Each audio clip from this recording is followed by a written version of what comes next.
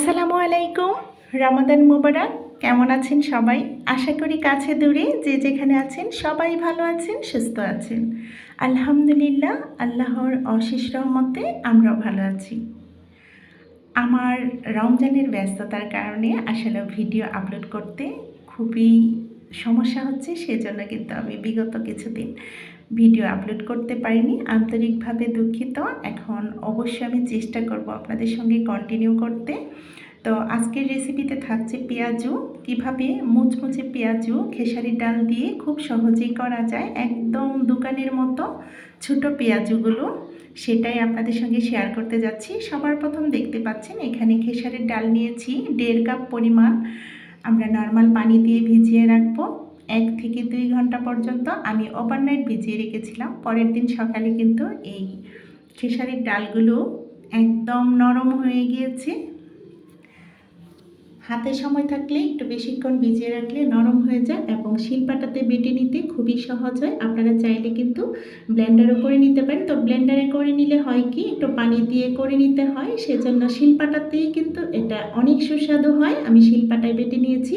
আর ফুলে কিন্তু ভিজিয়ে রেখেছিলাম, যে ফুলে ডবল হয়ে গিয়েছে, অনেকটা বলতে সব অনেক নরম হয়ে গেছে। তো এই পর্যায়ে কিন্তু আমি শিলপাটায় বেটে নিয়েছি অফ ক্যামেরায়। এখন উপকরণগুলো মিশিয়ে নেব। এখানে 1 কাপ পরিমাণ দিয়েছি কাঁচামরিচ কুচি, 2 কাপ পরিমাণ দিয়েছি পেঁয়াজ কুচি। যেহেতু পেঁয়াজও, তাই আমরা চেষ্টা করব পেঁয়াজতে একটু ডাল বাটাতে পেঁয়াজটা বেশি দিতে। স্বাদ মতো লবণ, এখানে হাফ টেবিল চামচ পরিমাণ করে হলুদ গুঁড়ো, লাল মরিচের গুঁড়ো, ধনিয়া গুঁড়ো। আমি এখানে আর কোনো কিছু ব্যবহার করছি না। আপনারা চাইলে আদা রসুন ও জিরা গুঁড়ো দিতে পারেন। তো এত কিছু দেওয়ার প্রয়োজন হয় না, এটা এমনিতে অনেক সুস্বাদু হয়। তো ভালোভাবে হাতে কিন্তু চটকিয়ে নিচ্ছি, খুব সুন্দরভাবে ম্যাশ করে নিতে হবে। এই মেশানোর কাজটা একটু ধৈর্য সহকারে মিশিয়ে নিতে হবে, তাহলে কিন্তু বন্ডিংটা ভালো হয়।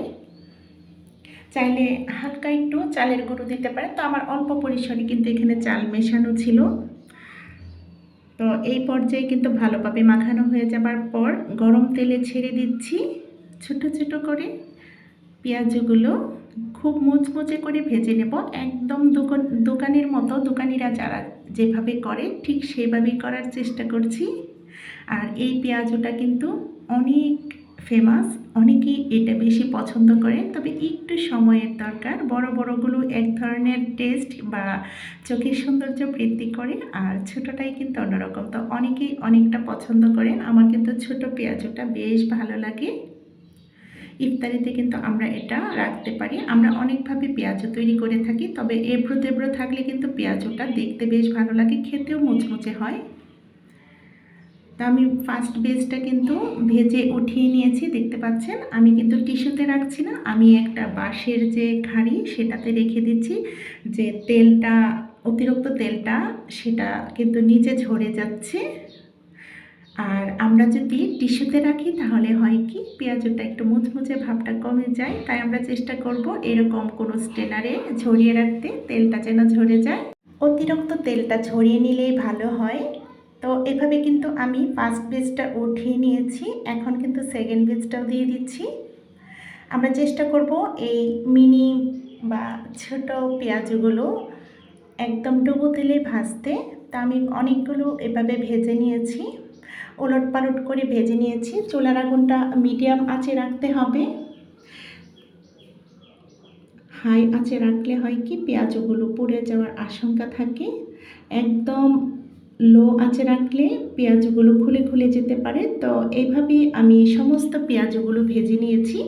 এখন আসলে দোকানিরা যেভাবে রাখেন বা যেভাবে বিক্রি করেন, আমি পেপারের উপরে একটা ওই দোকানির একটা লুক আনার জন্য কিন্তু পেপারে বিছিয়ে দিয়েছি। দেখুন, দেখতে না যতটুকু লোভনীয় ছিল, খেতে দুর্দান্ত স্বাদের হয়। উপরে অনেক ক্রিস্পি এবং ভেতরে খুব জুসিনেস ছিল। আশা করি আজকের সহজ পেঁয়াজু রেসিপিটি আপনাদের ভালো লেগেছে। যদি এই ধরনের টিপস সহকারে নতুন নতুন সহজ রেসিপি পেতে চান, অবশ্যই লাইক কমেন্ট শেয়ার করতে ভুলবেন না। চ্যানেলটাকে সাবস্ক্রাইব করার বিশেষ অনুরোধ রইল। তো পরবর্তী ভিডিও দেখার আমন্ত্রণ রেখে আপনাদের সবার সুস্বাস্থ্য কামনা করে আজকের মতো ভিডিওটা এখানেই শেষ করব। সবাই ভালো থাকবেন, সুস্থ থাকবেন, আমাদের পাশে থাকবেন, আমাদের জন্য দোয়া করবেন। আর ধর্মপ্রাণ মুসলমানরা চলুন আমরা সবাই পবিত্র মাহে রমজানের পবিত্রতা রক্ষা করা দৃঢ় আবদ্ধ হই। আল্লাহ হাফেজ। আসসালামু আলাইকুম।